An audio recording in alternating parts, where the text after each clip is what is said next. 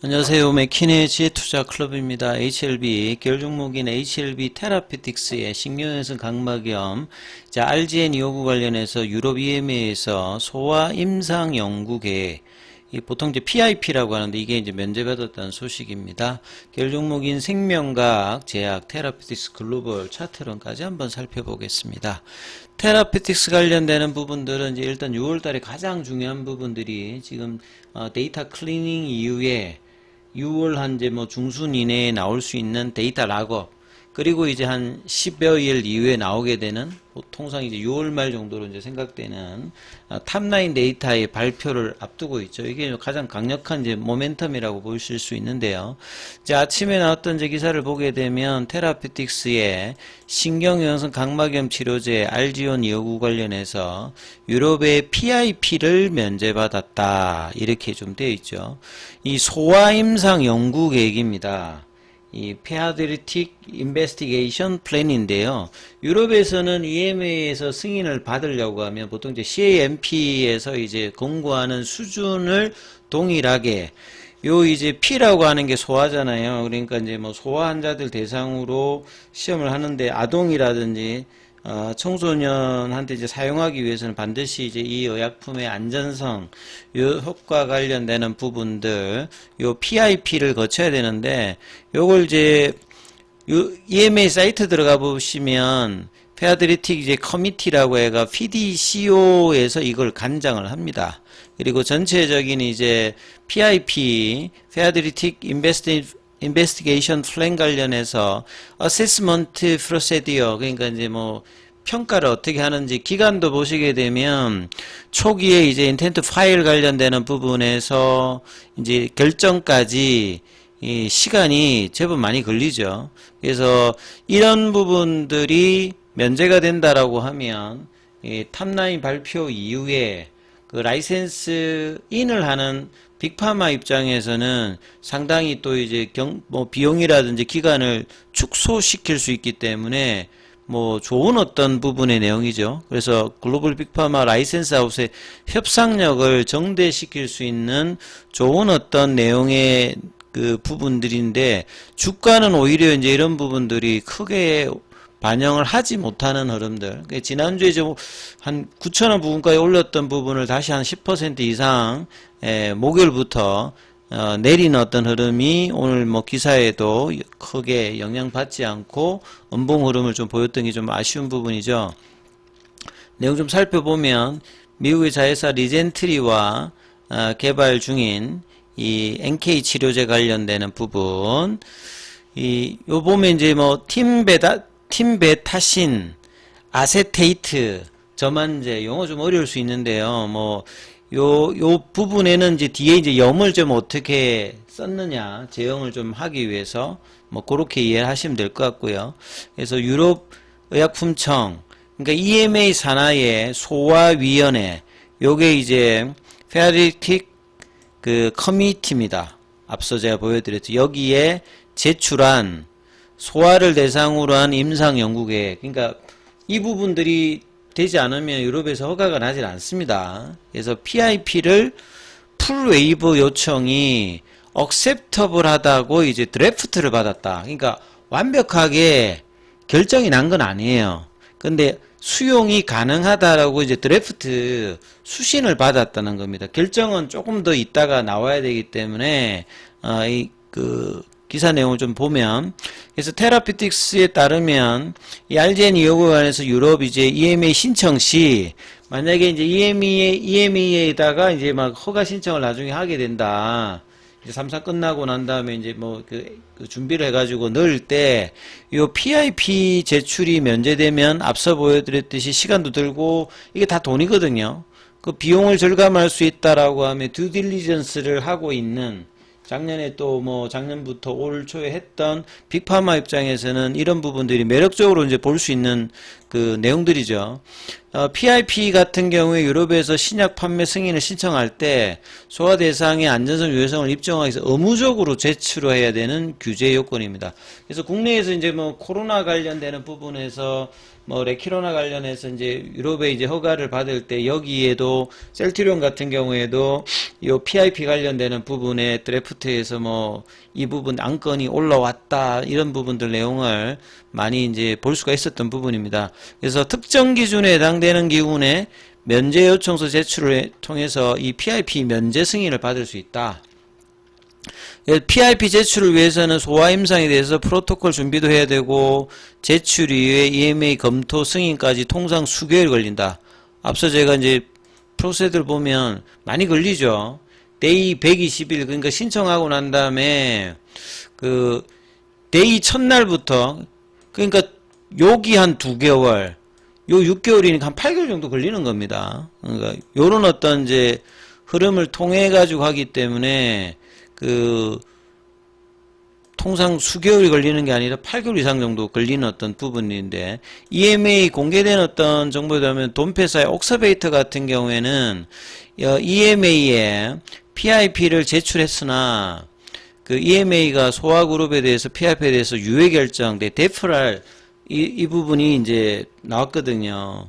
그래서 FDA에서도 이제 그 신약 판매 허가 신청을 위해서 소아 임상 계획을 제출하도 되어 있으나 이 신경성 각막염은 ODD 형태, 그러니까 희귀의약품 지정을 받았기 때문에 Pediatric Research Equity Act에 따라서 희귀의약품 같은 경우에는 이제 면제가 되는 exemption이 이제 적용이 되어서 PIP 제출이 이제 면제된 상태로 이제 미국 같은 경우는 이렇게 돼 있는 거고요. 그래서 리젠트리가 미국에서 임상, 유럽에서 임상을 3상을 이제 하고 있고 유럽에서는 이제 그 투여는 다 끝난 상태에서 지금 데이터 프리즈 상태에서 데이터 이제 동결 상태에서 마지막 점검을 하고 있다.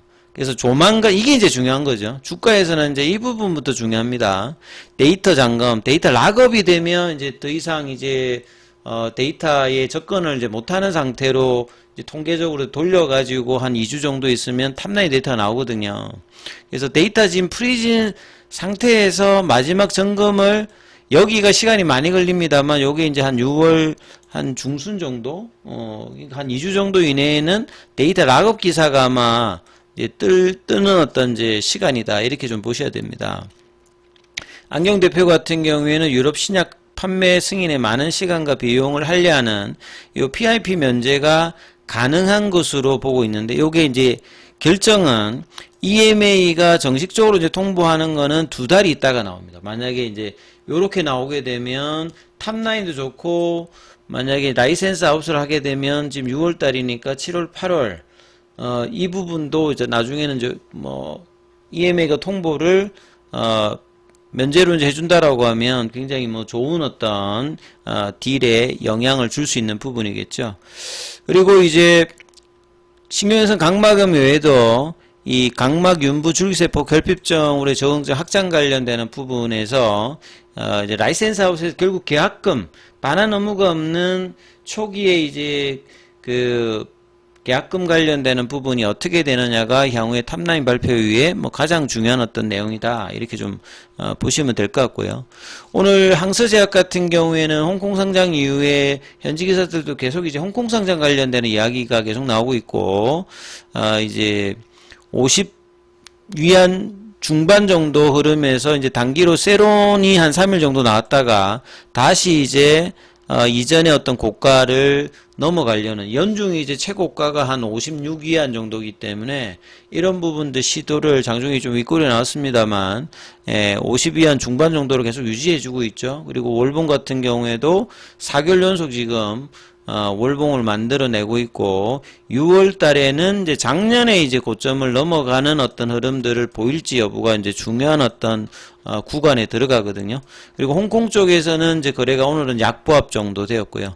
공매도 쪽에서는 오늘 4만 주 정도가 공매도 거래량이 나왔습니다. 그리고 공매도 순보유잔고 같은 경우에는 5월 29일 기준으로 416만 주대 그리고 대차거래 관련되는 부분들은 상한보다 체결이 소폭 많은 흐름이었습니다.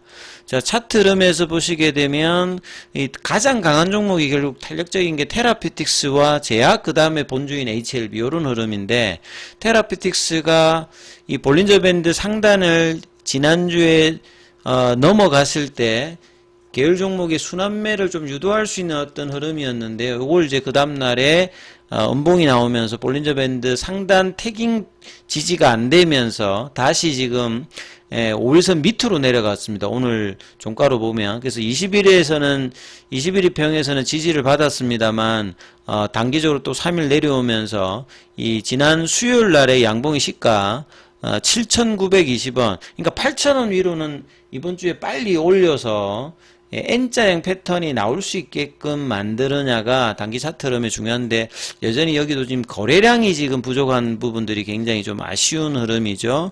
그래서 수급에서 외국인 흐름들이 기간보다 더 지금 이제 중요하게 HLB 계열 종목에는 영향을 주고 있는데요. 그래서 올라갈 때 조금 올라갔다가 다시 조정받았을 때 외국인의 어떤 매도 흐름들이 프로그램과 더불어서 테라피틱스에도 영향을 미쳤고요. 제약 같은 경우에도 보시게 되면 외국인과 프로그램이 주로 이제 거래량이 작은 가운데 매도의 주축이 나오면서, 제약 같은 경우에도 2만원 언더에서 지금 다시 볼린저 밴드 하한 부근 지지 흐름을 확인하는 어떤 구간으로 다시 내려갔던 게 좀 아쉬운 흐름입니다.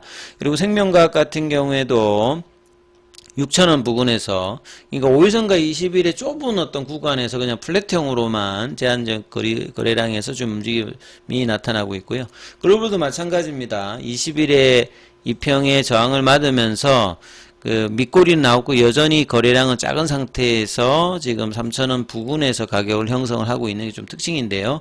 자, 거래량이 늘면서 6월달은 리서브션 관련되는 불확실성을 해소하고 테라피틱스 중심의 모멘텀이 거래량이 늘면서 이게 이제 주가에 영향을 주는 흐름으로 나타나야 되기 때문에 이번 주에 양봉 형성이 굉장히 좀 중요하다. 시장이 나쁘지 않기 때문에 이 흐름들이, 내일은 또 이제 대선 일로 휴장입니다. 그래서 수요일, 목요일 요 이틀 동안의 흐름으로서 양봉을 만들어낼지가 일단은 6월달 스타트하는 흐름에서 가장 중요하기 때문에 이 부분을 좀 잘 살피시면서 흐름 보시라, 이렇게 말씀을 좀 드립니다. 자, 장중에는 무료 텔레그램방이 운영되고 있습니다. 동영상에 링크되어 있는 부분 참조하시면 되겠고요. 입장 문의는 문자 남겨주시면 안내해드리고 있습니다.